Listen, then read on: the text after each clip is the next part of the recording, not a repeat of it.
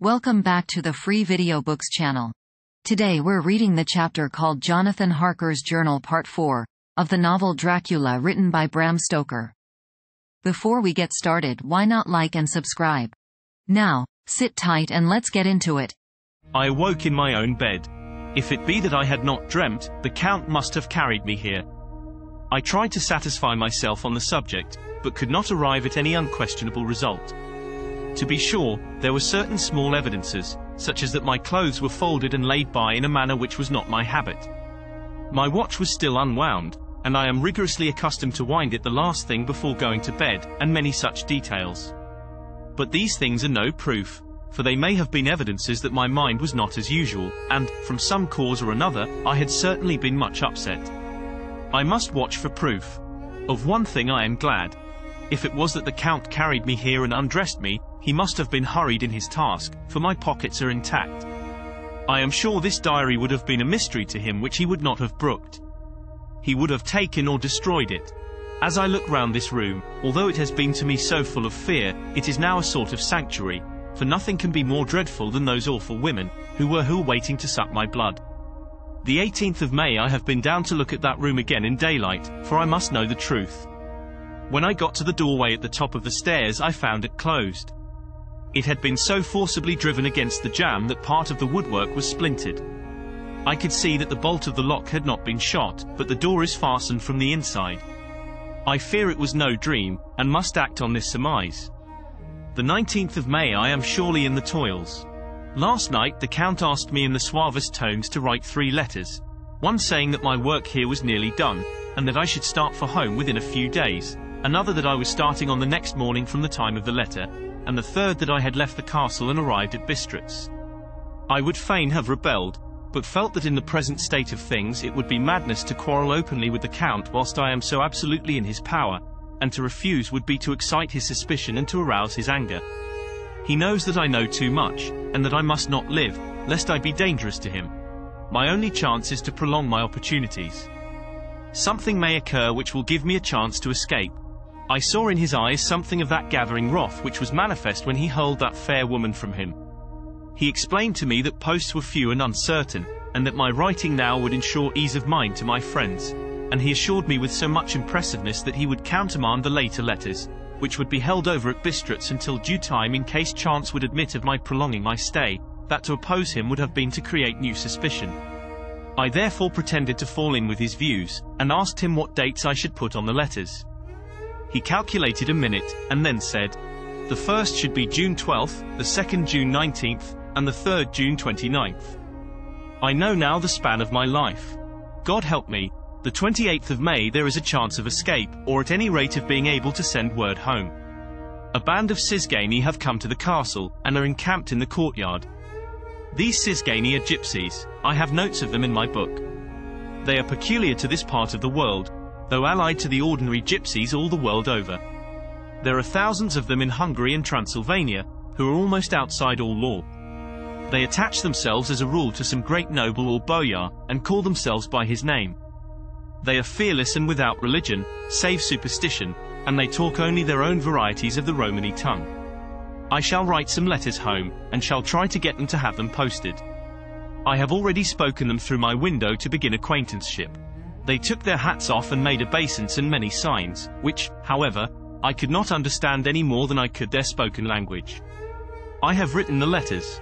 Mina's is in shorthand, and I simply asked Mr. Hawkins to communicate with her.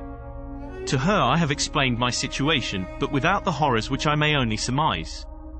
It would shock and frighten her to death were I to expose my heart to her. Should the letters not carry, then the Count shall not yet know my secret or the extent of my knowledge. I have given the letters.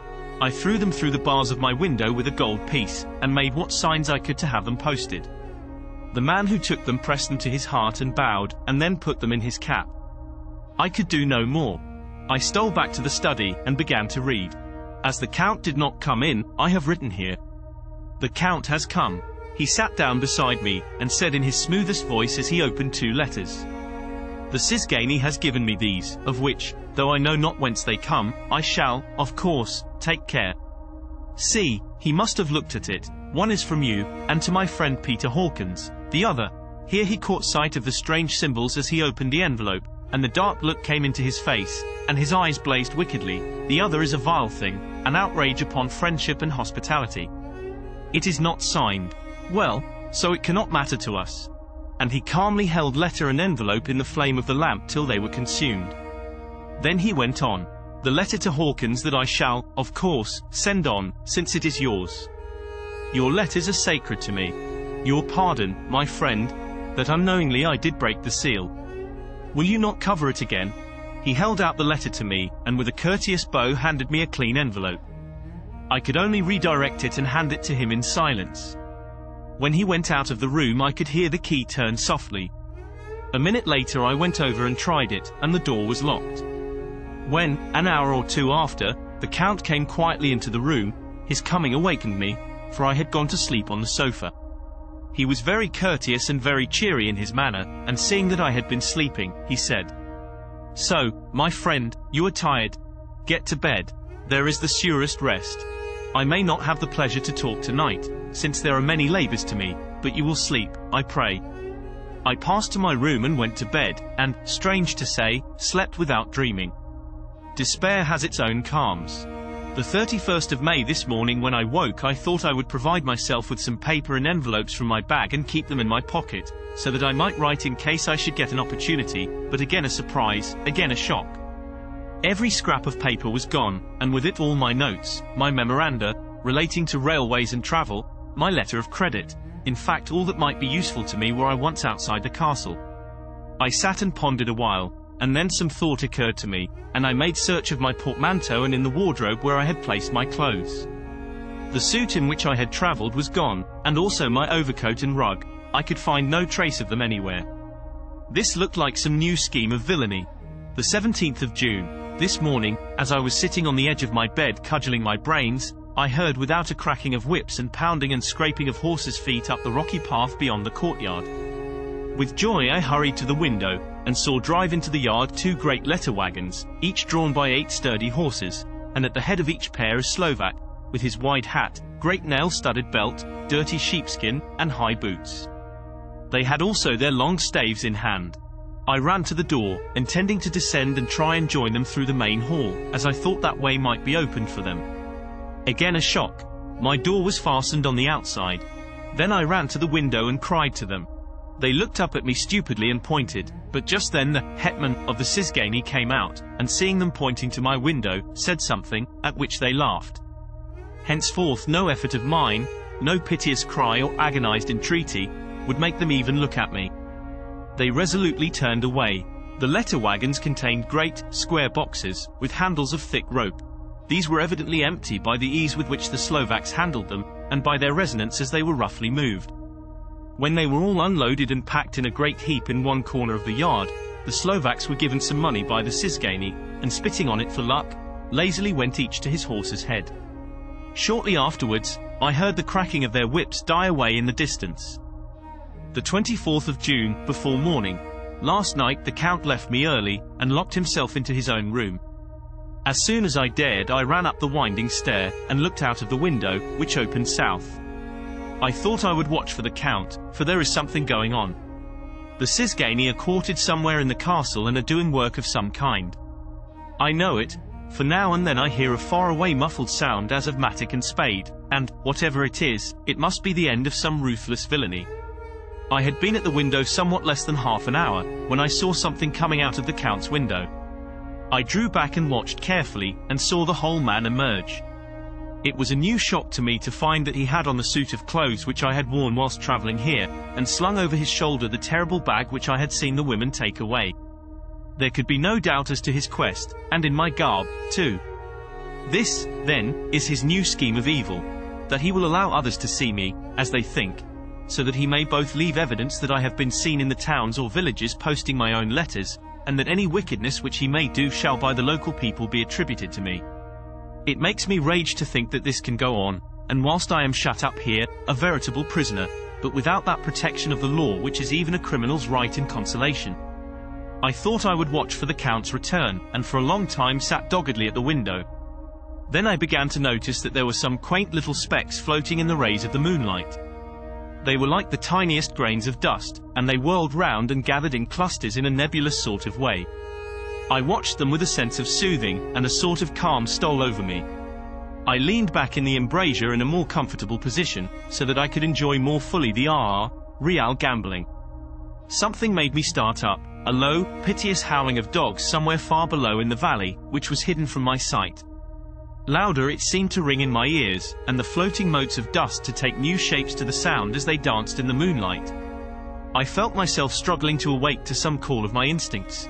Nay, my very soul was struggling, and my half-remembered sensibilities were striving to answer the call. I was becoming hypnotized. Quicker and quicker danced the dust. The moonbeams seemed to quiver as they went by me into the mass of gloom beyond. More and more they gathered till they seemed to take dim phantom shapes. And then I started, broad awake and in full possession of my senses, and ran screaming from the place. The phantom shapes, which were becoming gradually materialized from the moonbeams, were those of the 3 ghostly women to whom I was doomed. I fled, and felt somewhat safer in my own room, where there was no moonlight and where the lamp was burning brightly. When a couple of hours had passed, I heard something stirring in the Count's room, something like a sharp wail quickly suppressed, and then there was silence, deep, awful silence, which chilled me. With a beating heart, I tried the door, but I was locked in my prison, and could do nothing. I sat down and simply cried.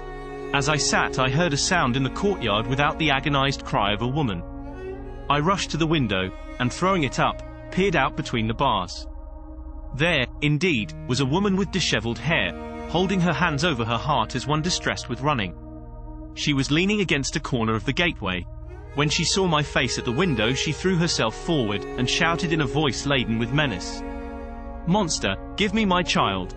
She threw herself on her knees, and raising up her hands, cried the same words in tones which wrung my heart. Then she tore her hair and beat her breast, and abandoned herself to all the violences of extravagant emotion.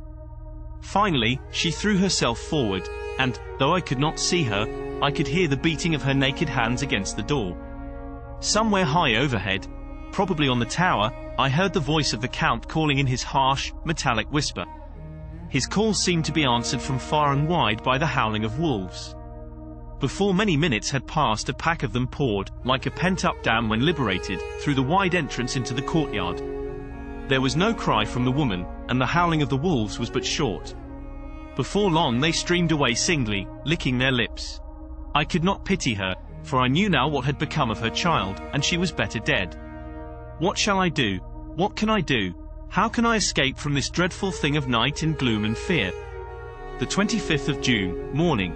No man knows till he has suffered from the night how sweet and how dear to his heart and eye the morning can be. When the sun grew so high this morning that it struck the top of the great gateway opposite my window, the high spot which it touched seemed to me as if the dove from the ark had lighted there. My fear fell from me as if it had been a vaporous garment which dissolved in the warmth. I must take action of some sort whilst the courage of the day is upon me.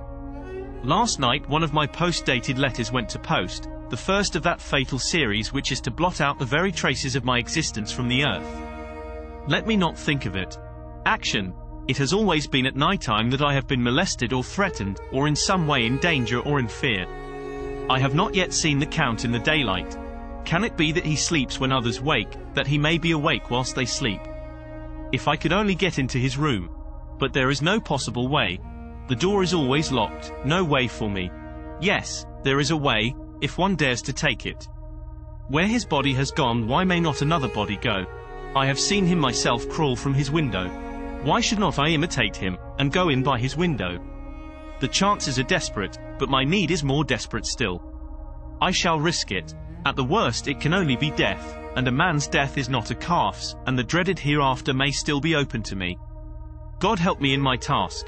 Goodbye, Mina, if I fail. Goodbye, my faithful friend and second father. Goodbye, all, and last of all, Mina. Same day, later. I have made the effort, and God, helping me, have come safely back to this room. I must put down every detail in order. I went whilst my courage was fresh straight to the window on the south side, and at once got outside on the narrow ledge of stone which runs around the building on this side. The stones are big and roughly cut, and the mortar has by process of time been washed away between them. I took off my boots, and ventured out on the desperate way. I looked down once, so as to make sure that a sudden glimpse of the awful depth would not overcome me, but after that kept my eyes away from it. I knew pretty well the direction and distance of the Count's window, and made for it as well as I could, having regard to the opportunities available. I did not feel dizzy. I suppose I was too excited, and the time seemed ridiculously short till I found myself standing on the window sill and trying to raise up the sash. I was filled with agitation, however, when I bent down and slid feet foremost in through the window. Then I looked around for the Count, but, with surprise and gladness, made a discovery. The room was empty. It was barely furnished with odd things, which seemed to have never been used. The furniture was something the same style as that in the south rooms, and was covered with dust. I looked for the key, but it was not in the lock, and I could not find it anywhere. The only thing I found was a great heap of gold in one corner, gold of all kinds, Roman, and British, and Austrian, and Hungarian, and Greek and Turkish money, covered with a film of dust, as though it had lain long in the ground. None of it that I noticed was less than 300 years old. There were also chains and ornaments, some jeweled, but all of them old and stained. At one corner of the room was a heavy door. I tried it, for, since I could not find the key of the room or the key of the outer door, which was the main object of my search, I must make further examination, or all my efforts would be in vain. It was open, and led through a stone passage to a circular stairway, which went steeply down. I descended, minding carefully where I went, for the stairs were dark, being only lit by loopholes in the heavy masonry. At the bottom there was a dark, tunnel-like passage, through which came a deathly, sickly odor, the odor of old earth newly turned.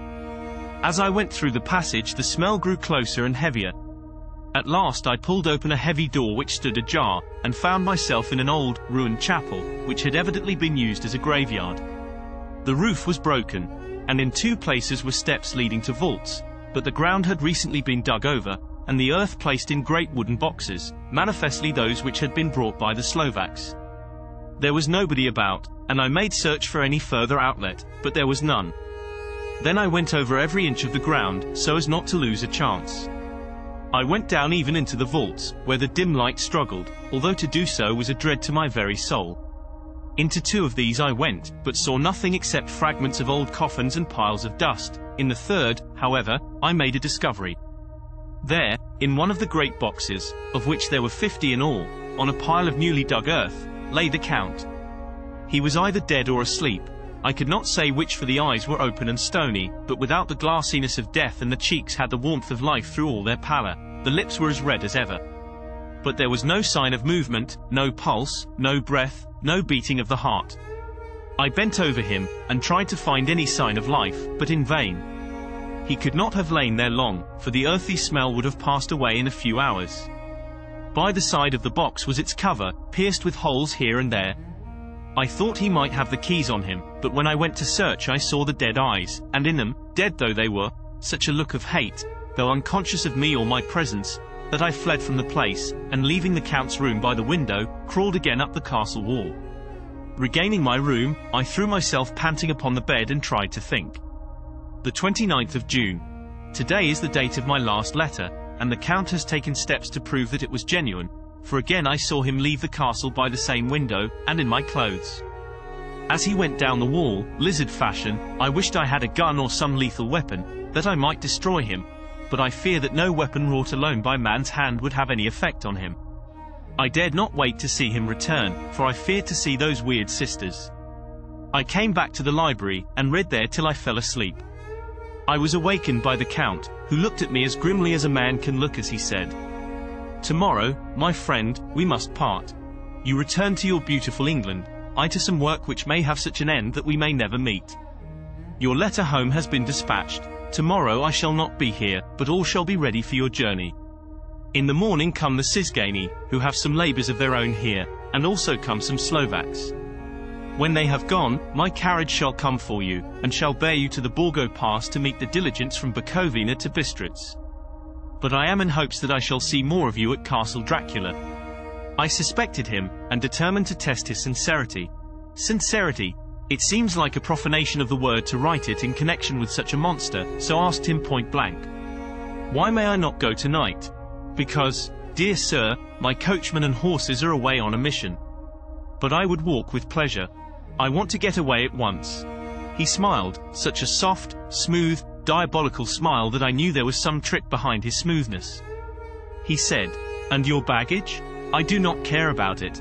I can send for it some other time."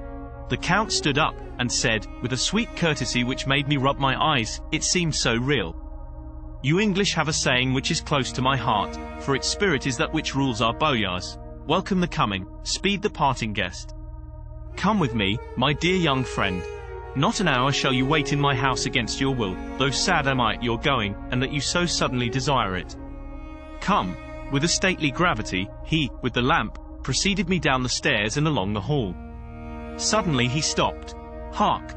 Close at hand came the howling of many wolves. It was almost as if the sound sprang up at the rising of his hand, just as the music of a great orchestra seems to leap under the bar-sent tongue of the conductor. After a pause of a moment, he proceeded, in his stately way, to the door, drew back the ponderous bolts, unhooked the heavy chains, and began to draw it open. To my intense astonishment, I saw that it was unlocked. Suspiciously, I looked all round, but could see no key of any kind. As the door began to open, the howling of the wolves without grew louder and angrier. Their red jaws, with champing teeth, and the blunt-clawed feet as they leaped, came in through the opening door. I knew then that to struggle at the moment against the Count was useless. With such allies as these at his command, I could do nothing. But still the door continued slowly to open, and only the Count's body stood in the gap. Suddenly it struck me that this might be the moment and means of my doom. I was to be given to the wolves, and at my own instigation. There was a diabolical wickedness in the idea great enough for the Count, and as a last chance I cried out, "Shut the door, I shall wait till morning," and covered my face with my hands to hide my tears of bitter disappointment. With one sweep of his powerful arm, the Count threw the door shut, and the great bolts clanged and echoed through the hall as they shot back into their places. In silence we returned to the library, and after a minute or two I went to my own room. The last I saw of Count Dracula was his kissing his hand to me, with a red light of triumph in his eyes, and with a smile that Judas in hell might be proud of. When I was in my room and about to lie down, I thought I heard a whispering at my door. I went to it softly and listened. Unless my ears deceived me, I heard the voice of the Count. "Back, back, to your own place. Your time is not yet come. Wait. Have patience. Tonight is mine. Tomorrow night is yours." There was a low, sweet ripple of laughter, and in a rage I threw open the door, and saw without the three terrible women licking their lips. As I appeared, they all joined in a horrible laugh, and ran away. I came back to my room and threw myself on my knees. It is then so near the end? Tomorrow, tomorrow. Lord, help me, and those to whom I am dear. The 30th of June, morning. These may be the last words I ever write in this diary. I slept till just before the dawn, and when I woke threw myself on my knees, for I determined that if death came he should find me ready. At last I felt that subtle change in the air, and knew that the morning had come. Then came the welcome cock-crow, and I felt that I was safe. With a glad heart, I opened my door and ran down to the hall. I had seen that the door was unlocked, and now escape was before me. With hands that trembled with eagerness, I unhooked the chains and drew back the massive bolts. But the door would not move. Despair seized me. I pulled and pulled at the door, and shook it till, massive as it was, it rattled in its casement. I could see the bolt shot. It had been locked after I left the Count. Then a wild desire took me to obtain that key at any risk, and I determined then and there to scale the wall again and gain the Count's room. He might kill me, but death now seemed the happier choice of evils. Without a pause I rushed up to the east window, and scrambled down the wall, as before, into the Count's room. It was empty, but that was as I expected. I could not see a key anywhere, but the heap of gold remained. I went through the door in the corner and down the winding stair and along the dark passage to the old chapel. I knew now well enough where to find the monster I sought. The great box was in the same place, close against the wall, but the lid was laid on it, not fastened down, but with the nails ready in their places to be hammered home. I knew I must reach the body for the key, so I raised the lid, and laid it back against the wall, and then I saw something which filled my very soul with horror. There lay the Count, but looking as if his youth had been half renewed, for the white hair and moustache were changed to dark iron grey, the cheeks were fuller, and the white skin seemed ruby red underneath. The mouth was redder than ever, for on the lips were gouts of fresh blood, which trickled from the corners of the mouth and ran over the chin and neck.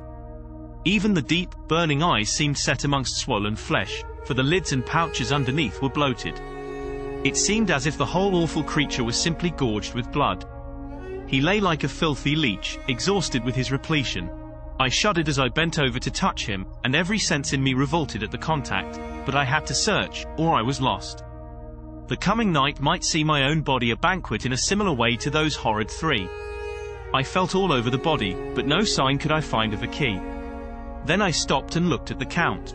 There was a mocking smile on the bloated face which seemed to drive me mad.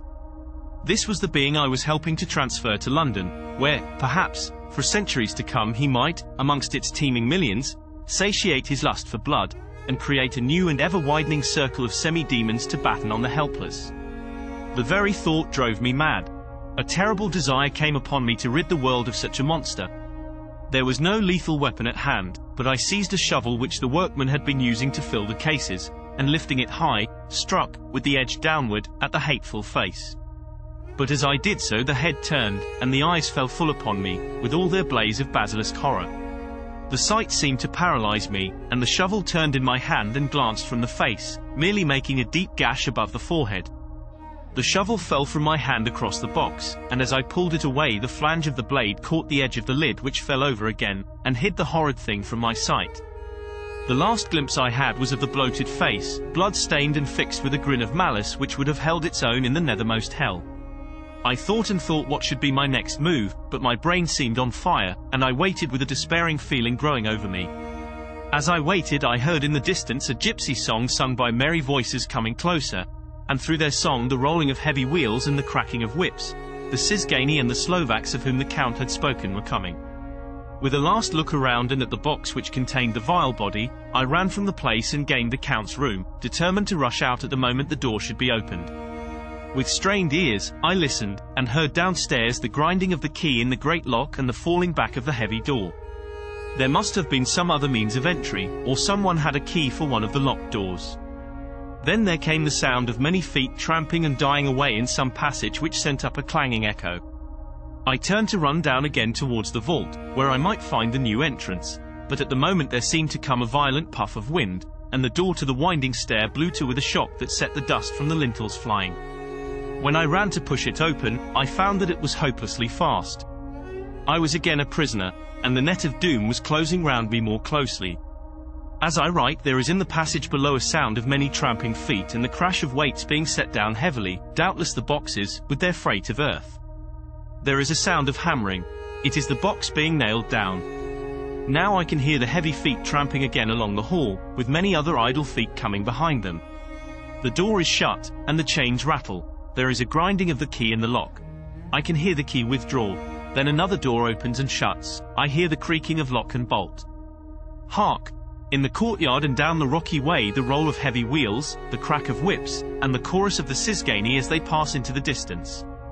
I am alone in the castle with those awful women. For Mina is a woman, and there is naught in common. They are devils of the pit. I shall not remain alone with them. I shall try to scale the castle wall farther than I have yet attempted. I shall take some of the gold with me, lest I want it later. I may find a way from this dreadful place. And then away for home. Away to the quickest and nearest train. Away from this cursed spot, from this cursed land, where the devil and his children still walk with earthly feet. At least God's mercy is better than that of these monsters, and the precipice is steep and high. At its foot a man may sleep as a man. Goodbye, all. Mina. Did you enjoy today's chapter of Dracula? Why not subscribe and ring the bell? Next time we'll be reading the chapter, Letters Between Lucy and Mina. Don't miss it.